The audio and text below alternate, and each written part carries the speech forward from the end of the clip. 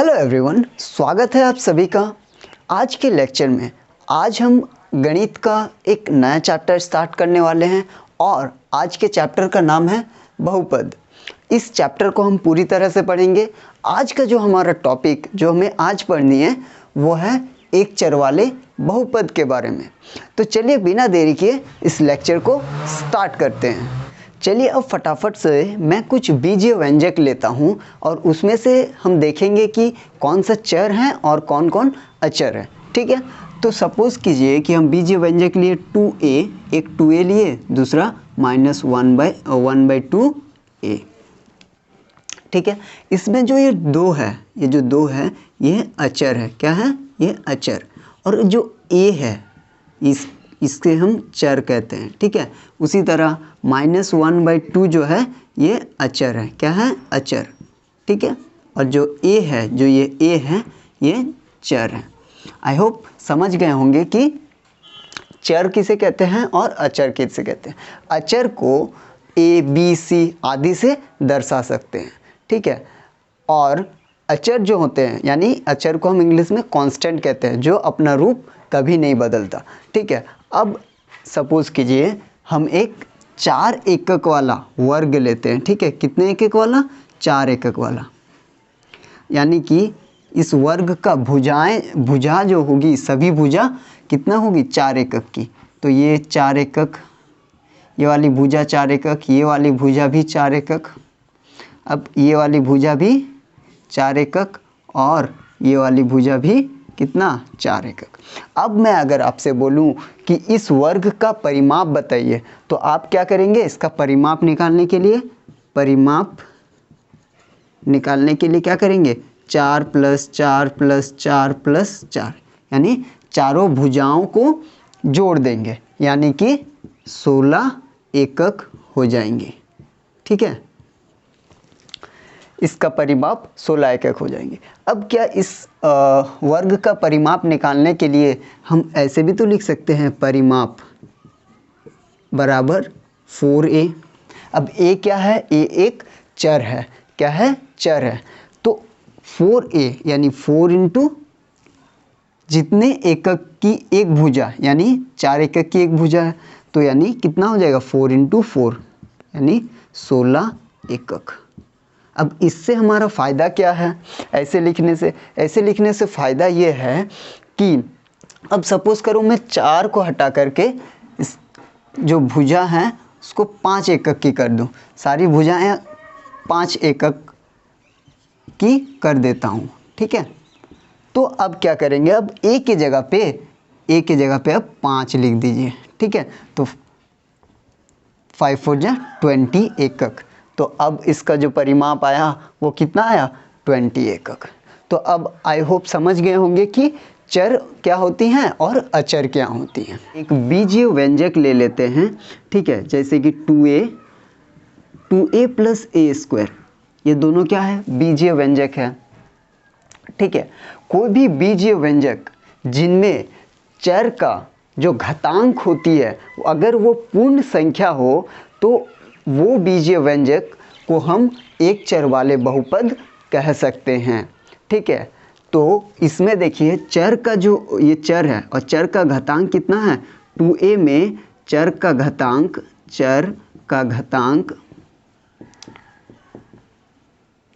घातांक कितना है? 1 है। ठीक है, 1 है, यानी हम कह सकते हैं 2a जो है वो क्या है? वो एक चर वाले बहुपद हैं। ठीक है, एक चर वाले बहुपद हैं। ठीक है, अब मैं आपसे पूछता हूँ, ठीक है, क्या 2a + a² एक बहुपद है? बिल्कुल है, क्योंकि 2a + a² में चर a जो हैं, दोनों जगह चर a जो हैं वो उनकी घातांक जो है वो एक पूर्ण संख्या है।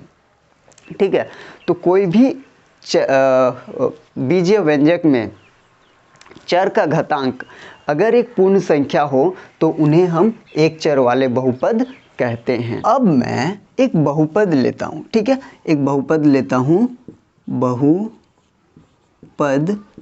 ए स्क्वायर प्लस 2a, ठीक है।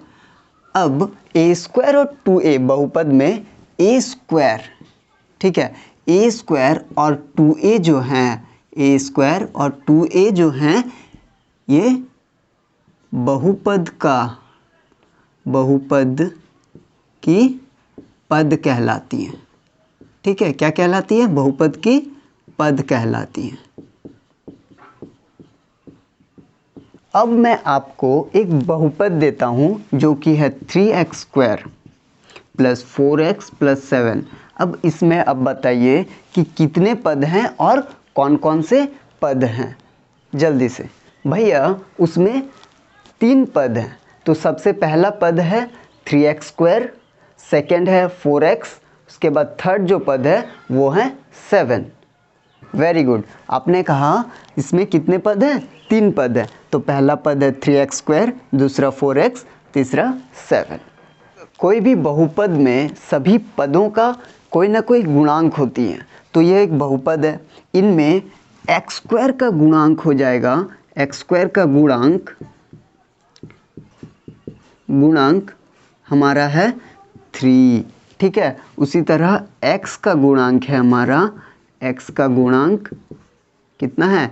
x का गुणांक है 4, ठीक है। अब यहाँ पे 7 है, अब देख सकते हैं 7 है, तो क्या हम 7 को 7x टू द पावर 0 लिख सकते हैं? बिल्कुल लिख सकते हैं। तो इसमें x टू द पावर 0 का गुणांक जो हो जाएगा वो हमारा हो जाएगा x टू द पावर 0 का गुणांक 7 हो जाएगा। एक बीजीय व्यंजक लीजिए a प्लस 1/a, ये क्या है? एक बीजीय व्यंजक। अब मैं आपसे पूछता हूँ क्या यह एक बहुपद है? तो इसका आंसर है नहीं। a बीजीय व्यंजक a प्लस 1/a जो है वो एक बहुपद नहीं है। अब क्यों नहीं है वो चलिए समझते हैं। अब इसमें हमारा जो बीजीय व्यंजक का सेकंड वाला जो पद है, दूसरी पद है 1/a, क्या हम इसको a का पावर -1 भी तो लिख सकते हैं? अब आप देख सकते हैं a का जो घातांक है वो कितना है? -1 है, जो कि एक पूर्ण संख्या नहीं है। और हमने देखा था कि एक पद वाले बहुपद वही होते थे जिनमें चर का घातांक एक पूर्ण संख्या होती थी, लेकिन इसमें क्या हो रहा है? इसमें चर का घातांक -1 है जो कि पूर्ण संख्या नहीं है। इसीलिए हम कह सकते हैं कि ये जो बीजीय व्यंजक है यह एक पद वाले बहुपद नहीं है।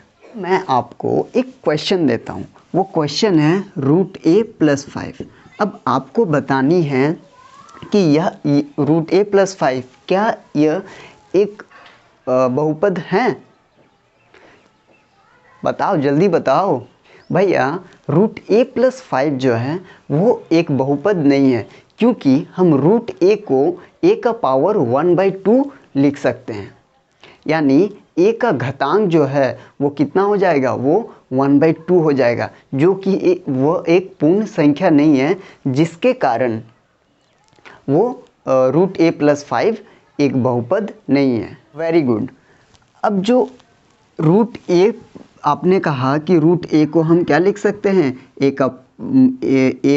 का घातांक 1/2। अब इसमें a का घातांक जो है वो 1/2 है, यानी कि यह एक क्या है? एक पूर्ण संख्या नहीं है। अब ये एक चर का जो घातांक है वो पूर्ण संख्या नहीं होने के कारण √a + 5 एक बहुपद। यदि किसी बहुपद में चर x हो तो हम उस बहुपद को p of x, q of x, r of x लिख सकते हैं। यानी कि सपोज कीजिए 3x square plus 4x plus 7 यह एक बहुपद है। क्या है? यह एक बहुपद है। इसको हम ऐसे भी लिख सकते हैं p of x = 3x square plus 4x plus 7, ठीक है।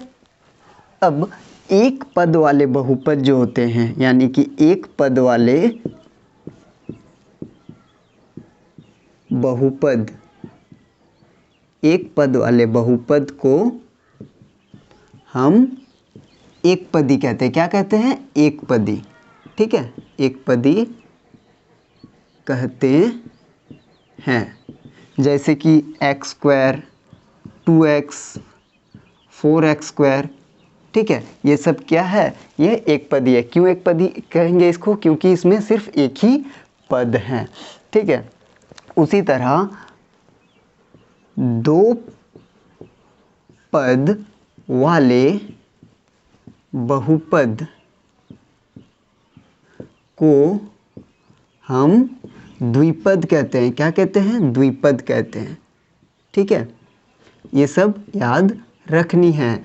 ठीक है, द्विपद। अब इसका उदाहरण हो जाएगा, उदाहरण जैसे एक्स स्क्वायर प्लस 2, ठीक है, 3x प्लस 5। इसमें कितने पद हैं? 2 पद हैं, इसीलिए हम इन्हें द्विपद कहते हैं।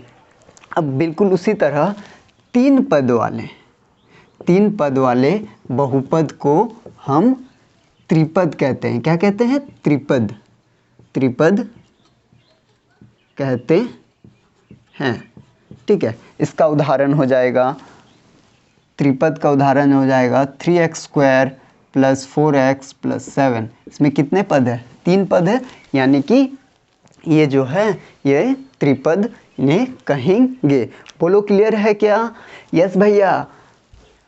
इस बहुपद में ऐसा कौन सा पद है जो कि जिसमें चर का घातांक सबसे अधिक है? क्या आप मुझे बता सकते हैं? भैया 3x का पावर 7 वाला जो पद है उसमें चर का घातांक सबसे अधिक है। इसमें आपने कहा कि जो ये पद है 3x का पावर 7, इसमें चर का घातांक सबसे अधिक है। ठीक है, तो ये जो हमारा चर है, ठीक है, इस चर में जो x का घातांक है, x का घातांक कितना है? 7। इस 7 को हम कहते हैं बहुपद की घात कहते हैं। क्या कहते हैं? ये जो 7 है ये हो जाएगा हमारा बहुपद की घात, यानी कि इंग्लिश में हम कहते हैं डिग्री ऑफ पॉलिनोमियल। ठीक है, पॉलिनोमियल। ठीक है, कोई भी बहुपद में वो पद जिसमें चर का घातांक सबसे अधिक होती है, उस पद में से जो घात होती है, उस जो चर की जो घात होती है, उस घात को हम बहुपद की घात कहते हैं। अब हमारे पास एक बहुपद है x का पावर 6 प्लस x का पावर 3 प्लस 3। अब इसमें हमें बहुपद की घात बतानी है, तो सबसे पहले हम देखेंगे कि ऐसा कौन सा पद है जिसमें चर की घातांक जो है सबसे अधिक है। तो इसमें हम देख सकते हैं x का पावर 6 जो है, ये जो पद है उसमें चर का घातांक सबसे ज़्यादा है। तो इसमें देखिए चर का घातांक 6 है, इसमें चर का घातांक 3 है और इसमें चर का घातांक कितना है? 0 है। तो हम कह सकते हैं कि x का पावर जो 6 है ये चर का घातांक सबसे ज़्यादा, इस पद में चर का घातांक सबसे ज़्यादा है। तो 6 जो है, ये जो 6 है, जो 6 है, यह बहुपद की घात कहलाएगी। ठीक है, बहुपद की घात कहलाएंगी। ठीक है, कहलाएंगी। अब हम देखेंगे कि रैखिक बहुपद किसे कहते हैं। तो एक घात वाले बहुपद को हम रैखिक बहुपद कहते हैं। उदाहरण 3x प्लस 4। इसमें कौन सा ऐसा पद है जिसमें चर का घातांक सबसे अधिक है? तो हम देख सकते हैं कि 3x का जो है ये पद जो है इसमें चर का घातांक सबसे अधिक है। तो इसमें चर का घातांक कितना है? 1 है। ठीक है, तो 1 जो है वो बहुपद की घात कहलाती है। ठीक है, तो एक घात वाले बहुपद को हम रैखिक बहुपद कहते हैं। रैखिक बहुपद में अधिकतम 2 पद संभव है। रैखिक बहुपद में दो से अधिक पद हम नहीं लिख सकते, जिन्हें हम ax प्लस बी के फॉर्म में रिप्रेजेंट करते हैं, यानी ax प्लस बी के फॉर्म में लिखते हैं, जो जबकि a जो है वो 0 के बराबर नहीं होगा और a और b क्या है, a और b अचर होते हैं। अब हमें देखनी है कि द्विघात बहुपद किसे कहते हैं, यानी द्विघात बहुपद।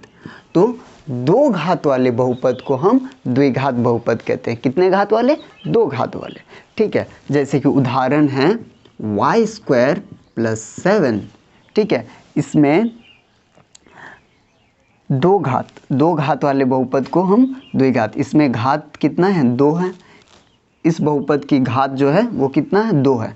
तो यानी कि ये जो बहुपद है ये क्या है? द्विघात बहुपद। अब द्विघात बहुपद में अधिकतम 3 पद हो सकते हैं, जिसे हम ax² + bx + c से रिप्रेजेंट कर सकते हैं, जिसमें a जो है वो 0 के बराबर नहीं होता, साथ ही a, b और c क्या होते हैं? a, b और c अचर होते हैं, ठीक है। अब हमें देखनी है कि त्रिघाती बहुपद किसे कहते हैं। तो 3 घात वाले बहुपद को, कितने घात वाले? 3 घात वाले बहुपद को हम त्रिघाती बहुपद कहते हैं। जैसे कि 2x³, ठीक है, 4y³, ठीक है। ये जो बहुपद है इनमें कितने घात है? 3 घात है, देख के पता लगा सकते हैं, ठीक है। तो 3 घात वाले बहुपद को हम त्रिघाती बहुपद कहते हैं, ठीक है। अब त्रिघाती बहुपद में अधिकतम 4 पद हो सकते हैं। कितने पद? 4 पद, जिन्हें हम ax³ + bx² + cx + dx के फॉर्म में लिख सकते हैं, जहाँ पर a जो है वो 0 के बराबर नहीं हो सकता और a, b, c और d जो हैं वे सब क्या हैं? वे सब अचर होते हैं, वे सब अचर होते हैं। आई होप आप ये सब समझ गए होंगे।